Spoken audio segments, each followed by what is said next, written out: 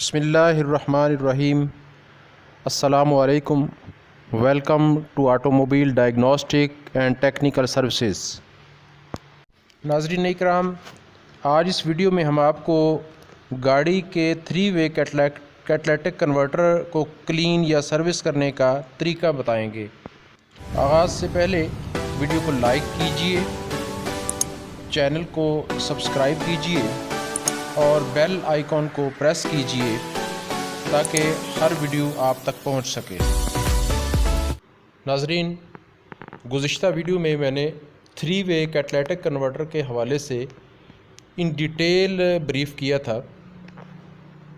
Catalytic converter engine से ख़ारिज होने वाली जहरीली गैसेस जिनमें हाइड्रोकार्बन, कार्बन मोनोऑक्साइड और नाइट्रोजन ऑक्साइड्स गैसेस शामिल हैं, उनको नाइट्रोजन, पानी और कार्बन डाइऑक्साइड माहौल दोस्त गैसेस में कन्वर्ट करता है। नाइट्रोजन और कार्बन डाइऑक्साइड दोनों इन्वायरमेंट फ्रेंडली गैसेस हैं। ये माहौल को आलूदा नहीं करती। इंजन से ख़ारिज होने वाला जो धुआं है उसमें कार्बन की ख़ासी मिकदार शामिल होती है। कार्बन के ये ज़र्रात 3 वे कैटलिटिक कन्वर्टर को ब्लॉक करने का सबब बनते हैं। 3 वे कैटलिटिक कन्वर्टर को बाकायदगी से तकरीबन हर 50,000 किलोमीटर के बाद क्लीन करना चाहिए।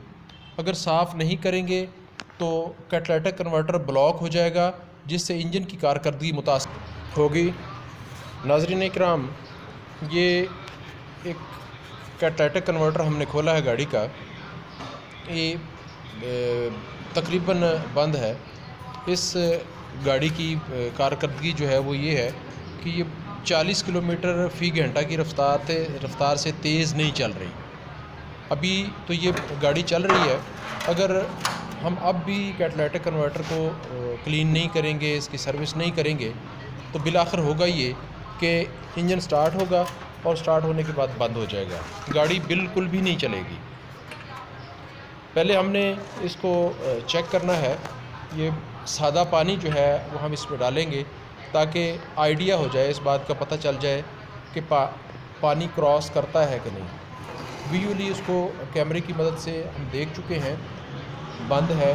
लेकिन मज़ीद तसल्ली के लिए हम ये करेंगे कि हम इसमें पानी डालेंगे और पानी जो है वो आप देखेंगे कि नीचे वाली साइड से बाहर निकलता है कि नहीं। तो बिल्कुल माइनर सा पानी, थोड़ा सा पानी जो है वो बाहर निकल रहा है। इसका मतलब ये है कि तकरीबन 10 to 15% जो है वो कैटलिटिक कन्वर्टर की जालियाँ अंदर से ओपन है, बाकी तकरीबन बंद हो चुका है। ये मज़ीद हमने थोड़ा सा इसमें पानी डाला है, ऊपर से फुल हो जाता है तो और पानी डालते हैं। लेकिन नीचे वाली साइड से जो पानी निकल रहा है, आउट हो रहा है जो पानी, वो आप देख रहे हैं बिल्कुल थोड़ा थोड़ा पानी निकल रहा है। हालांकि ये देखिएगा सारा पानी ऊपर मौजूद है। होना ये चाहिए था कि जैसे ही हम ऊपर से पानी डालें, नीचे वाली साइड से तेज़ी से पानी निकले। ये अंदर लाइट ना होने की वजह से हमें क्लियर नज़र नहीं आ रहा। अभी हम इसको क्लीन करेंगे। क्लीनिंग के लिए कैट क्लीनर जो है वो इस्तेमाल होता है। कैटलिटिक कन्वर्टर को क्लीन करने के लिए मुख्तलिफ़ किस्म के कैट क्लीनर इस्तेमाल किए जाते हैं। तो कैट क्लीनर जो है वो डालते हैं कैटलिटिक कन्वर्टर में। ये बात ज़हन में रखिएगा, इस बात को मद्देनज़र रखिएगा कि हमेशा कैट क्लीनर जो है वो जिस साइड से एग्ज़ॉस्ट गैसेस आउट होती हैं उस साइड से आपको डालना है, क्योंकि ब्लॉकेज जो हुई हैं वो इन वाले रास्ते से हुई हैं। अगर इन वाली साइड पे आप डालेंगे कैट क्लीनर तो मज़ीद ब्लॉकेज का अंदेशा है। तो ये हमने कैटलिटिक कन्वर्टर जो है उसको आउट वाली साइड जो है वो हमने सामने ऊपर वाली सिमत को रखी है और अब हम इसके अंदर क्लीनर जो है वो डालेंगे। क्लीनर कैटलिटिक कन्वर्टर क्लीन करने के लिए हम हमेशा मयारी किस्म के क्लीनर इस्तेमाल करने चाहिए।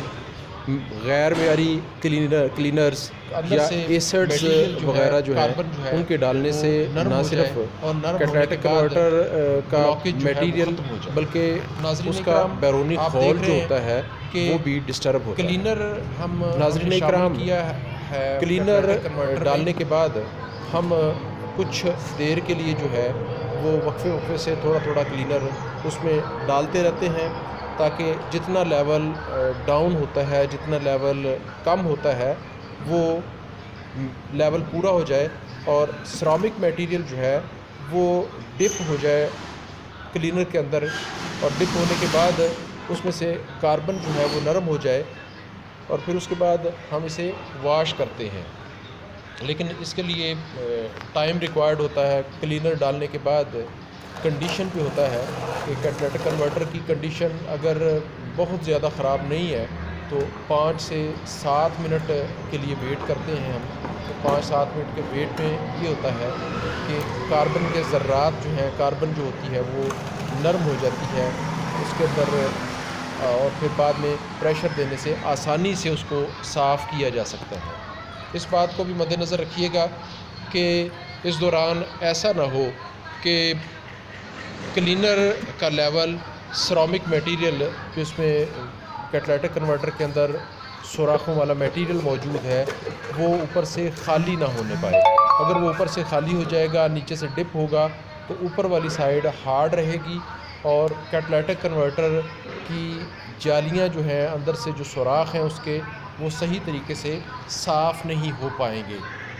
तो इसको इग्नोर भी नहीं करना, ज़्यादा देर के लिए छोड़ना भी नहीं है। बाज़ औक़ात कार्बन जो है वो हार्ड होने की वजह से, ज़्यादा देर तक ब्लॉकेज की वजह से इस तरह से फंसा होता है कि 5-7 मिनट में साफ़ नहीं होता। तो उसके लिए फिर बाज़ औक़ात 10 से 15 मिनट तक भी वेट करना पड़ता है।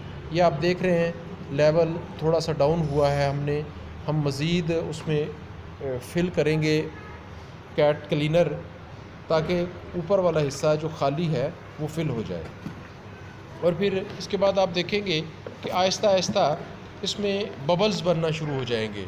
ये जो केमिकल है ये बॉयल करना शुरू कर देगा, और बाज़ औक़ात ये भी होता है कि ये साइडों से बाहर निकलना शुरू हो जाता है। तो इस बात को भी मद्देनज़र रखना है आपने कि साइडों पर कोई प्लास्टिक ट्रे वगैरह मौजूद होनी चाहिए, ताकि फ़र्श या टेबल जो है वो ख़राब ना हो।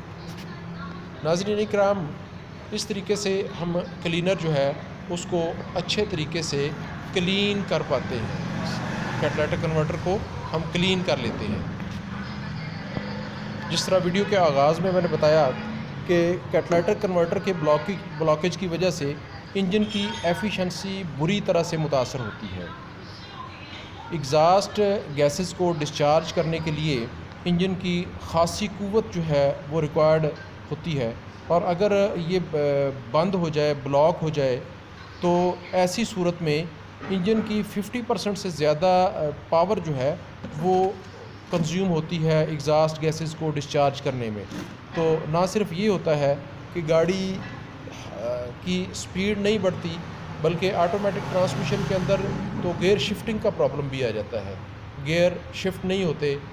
ऐसी सूरत में मैकेनिक्स जो हैं वो बाज़ औक़ात क्लच प्लेट्स या गियर का जो है वो फ़ाल्ट तस्वर करते हैं, लेकिन ऐसा हरगिज़ नहीं होता। इसको टेस्ट करने का जो तरीका होता है वो बाकायदा यही होता है कि इसके अंदर ऑक्सीजन सेंसर खोलें, और ऑक्सीजन सेंसर खोलने के अंदर इस तरह से ऊपर से आप जब देखेंगे तो आपको एक जाली जो है वो नज़र आएगी। ये ऐसी क्लीन होनी चाहिए। नाज़रीन, आप देख रहे हैं अभी कैट क्लीनर ने काम करना शुरू कर दिया है। कैट क्लीनर के अंदर जो है वो बबल्स बनना शुरू हो गए हैं, और कीमियाई अमल की वजह से थोड़ा सा लेवल भी आप देख रहे हैं कि लेवल भी डाउन हो गया है। तो अभी इसके बाद हम नेक्स्ट मरला यही करेंगे, इसे ड्रेन करेंगे। ड्रेन करने से ही आइडिया हो जाएगा कि कैटलाइटिक क्लीनर जो है वो किस हद तक जो है वो साफ़ हो गया है। अगर प्रेशर के साथ नीचे से क्लीनर निकलेगा तो इसका मतलब कि कैट कि जाली जो है वो अंदर से बिल्कुल अच्छे तरीके से साफ़ हो गई है। और अगर बग़ैर प्रेशर के आहिस्ता आहिस्ता क्लीनर निकलेगा तो फिर उसका मतलब होगा कि जाली पूरी तरह से साफ़ नहीं हुई है। तो ये नाज़रीन, ये हमने खाली कर लिया है। ये आप देख सकते हैं अंदर से कैटलाइटिक कन्वर्टर का जो है वो साफ़ है। और अब हम इसको पानी से वॉश करते हैं। खुला पानी रिक्वायर्ड है, इसके लिए ज़्यादा मिक़दार में पानी जो है वो चाहिए।